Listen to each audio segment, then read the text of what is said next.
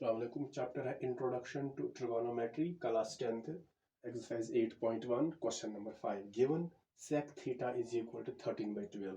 तो यहाँ पर sec थीटा का वैल्यू दिया गया है। तो जो पहले क्वेश्चन था उसमें cot का वैल्यू दिया गया था, तो यहाँ पर sec थीटा का वैल्यू 13/12 है। Calculate all other trigonometric ratios. तो यहाँ पर हमें निकालने हैं बाकी सारी T ratios.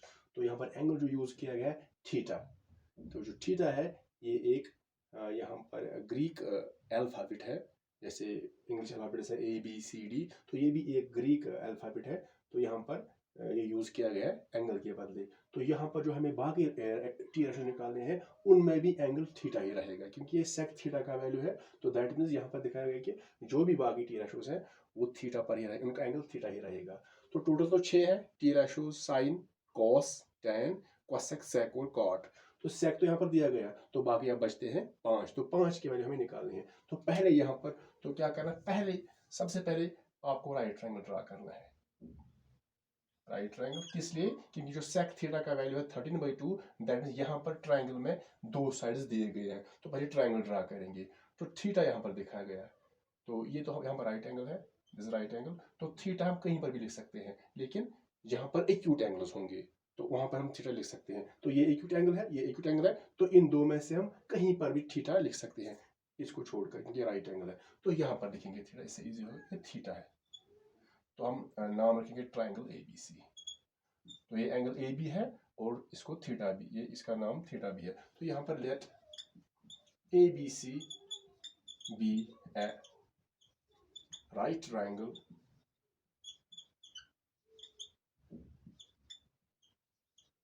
right angled at B। तो यहाँ पर जो गिवन है, यहाँ पर sec थीटा गिवन है 13/12। तो पहले यहाँ पर देखेंगे sec थीटा किसके बराबर है। तो sec जो है वो cos का रेसिप्रोकल है। cos निकलता है, पहले हम निकाल सकते, जो cos निकलता है cos base by hypotenuse. Sine है परपेंडिकुलर बाय हाइपोटेन्यूज, कॉस है बेस बाय हाइपोटेन्यूज, और tan जो होता है वो परपेंडिकुलर बाय बेस होता है। सो कॉस है बेस बाय हाइपोटेन्यूज, कॉस का रेसिप्रोकल सेक है, तो सेक आएगा हाइपोटेन्यूज बाय बेस। तो पहले यहाँ पर मार्क करेंगे परपेंडिकुलर बेस। तो ये राइट एंगल है, तो ये तो रहेगा हाइपोटेन्यूज, हाइपोटेन्यूज। अब एंगल यहाँ पर थीटा है, तो यहाँ पर थीटा हमने रखा है। अगर यहाँ पर थीटा रखा है तो उसका अपोजिट ये परपेंडिकुलर बनेगा, और नीचे वाला बेस। अगर यहाँ पर थीटा रखेंगे तो ये बनेगा परपेंडिकुलर और ये बेस। तो यहाँ पर सेक थीटा का वैल्यू आएगा hypotenuse by base, hypotenuse by base, that means AC। Sec theta का वैल्यू AC बाय AB, यानी hypotenuse by base, that is equal to 13/12। तो हम यहाँ पर ये दो साइड्स का रेशो है ये। तो जब अलग करेंगे तो AC जो आएगा, AC का वैल्यू आएगा 13, और AB जो आएगा वो आएगा 12। तो AC 13 है, तो यहाँ पर यूनिट नहीं दिखाया गया है, तो हम यहाँ पर लेंगे K। तो अब हम निकालेंगे, यहाँ पर AC 13 है, यानी हाइपोटेन्यूज यहाँ पर है 13K, AB है 12K। तो अब निकालेंगे पहले BC, उसके बाद हम कोई भी टी रेशो निकाल सकते हैं। तो यहाँ पर पहले यूज करेंगे इसमें पाइथागोरस थ्योरम। तो हम यूज करेंगे, लिखेंगे in right triangle ABC, in right triangle ABC AC square जो होगा, ये हाइपोटेन्यूज है, it is equal to AB square plus BC square, क्योंकि हमने ये बेस लिया है और ये परपेंडिकुलर। हाँ, लिख सकते हैं BC square plus AB square भी। तो यहाँ पर लिखेंगे PGT, यानी दिस इज पाइथागोरस थ्योरम। तो अब वैल्यू डालेंगे AC स्क्वायर, AC के बदले आएगा 13K, लेकिन यहाँ पर है होल स्क्वायर। AB के बदले आएगा 12K, तो यहाँ पर आएगा whole square plus BC square, ऐसे ही रहेगा। So 13K square 13 square, it is 169, और है K square, it is equal 12K square, 12 को भी स्क्वायर, 12 स्क्वायर 144, और K स्क्वायर आएगा K स्क्वायर प्लस यहाँ पर आएगा BC स्क्वायर।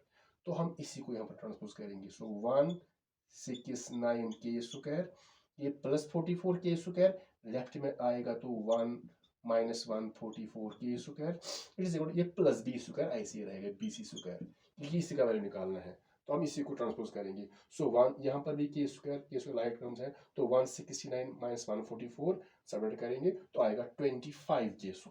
तो यहाँ पर आएगा 25k², it is equal to bc²।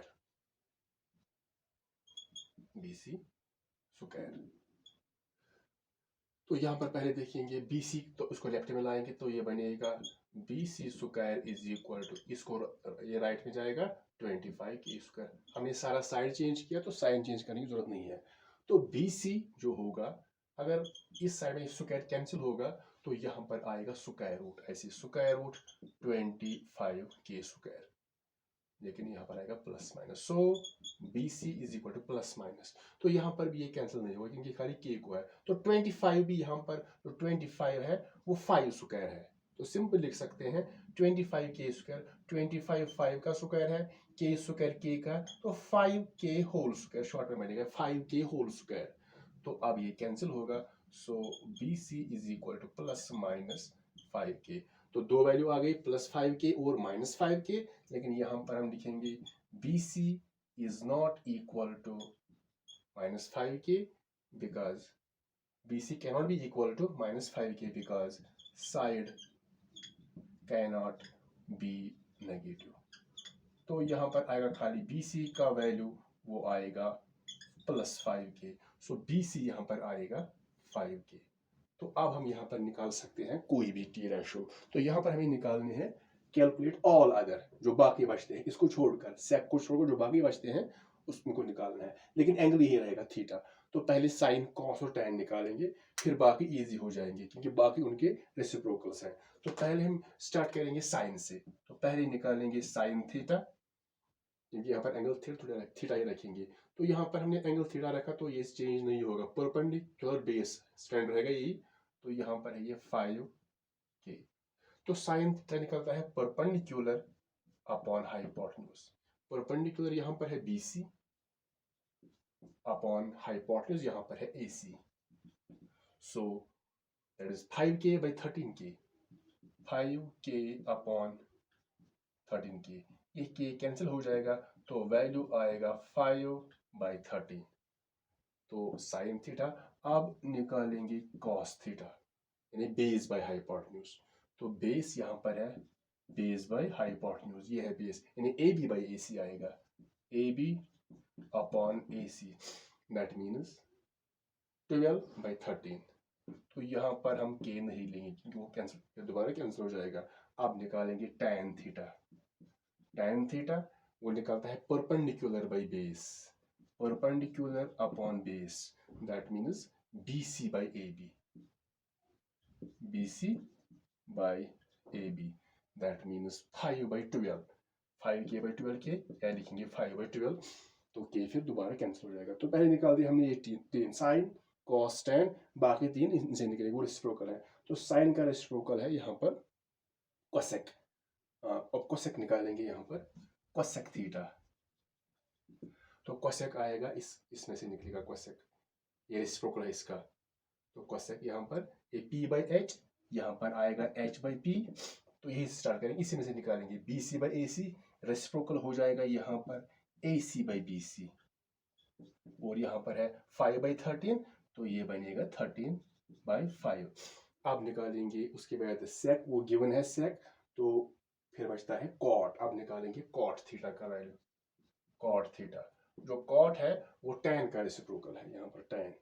तो टैन बनता है, टैन का वैल्यू परपेंडिकुलर बाय बेस, तो ये बनेगा इसका रेसिप्रोकल, यानी base by perpendicular, that is equal to, यहाँ पर है BC by AB, तो ये बनेगा AB by BC, AB by BC। तो यहाँ पर ट्रायंगल में देखने की जरूरत नहीं है, तो यही वैल्यू आएगा। फिर जब ट्रायंगल में भी देखेंगे तो जैसे कॉट थीटा बेस बाय, यहाँ पर है बेस बाय परपेंडिकुलर, तो चेक करेंगे base by perpendicular, base by perpendicular, that means AB by BC, AB by B। तो कॉट यहीं से निकलेगा, इसको भी करेंगे रेसिप्रोकल, AB और AB। तो AB by BC ये 15/12 है, तो रेसिप्रोकल आएगा 12/15, 12/5, सॉरी 12/5। तो कितनी आ गई? 1 2 3 4 5, टोटल 6 है। ये छठा सेक दिया गया है, तो बाकी 5 हमने यहाँ पर उनका वैल्यू निकाल दिया।